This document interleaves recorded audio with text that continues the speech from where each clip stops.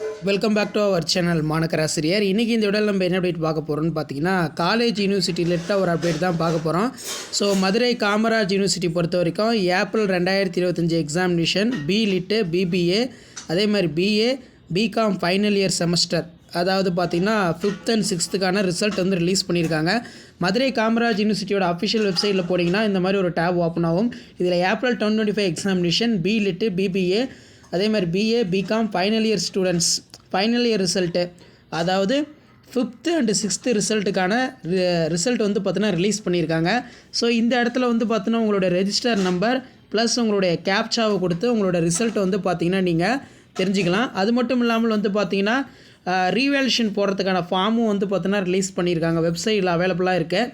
So கீழே பார்த்தீங்கன்னா UG revaluation form 2025 examination இருக்கும். இதை ஜஸ்ட்டு கிளிக் பண்ணுங்கள். கிளிக் பண்ணிங்கன்னா உங்களுக்கு வந்து பார்த்தீங்கன்னா பிடிஎஃப்பில் ஃபார்ம் வந்து பார்த்தீங்கன்னா டவுன்லோட் ஆகிரும்.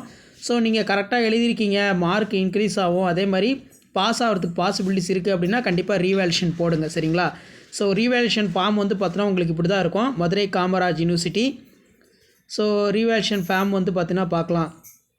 ஸோ இதில் நீங்கள் என்னென்ன டீட்டெயில் வந்து இருக்கணும்னு பார்த்தீங்கன்னா, மதுரை காமராஜ் யூனிவர்சிட்டி ரீவேல்யூஷன் இந்த இடத்துல கொடுத்துருக்காங்க பாருங்கள்.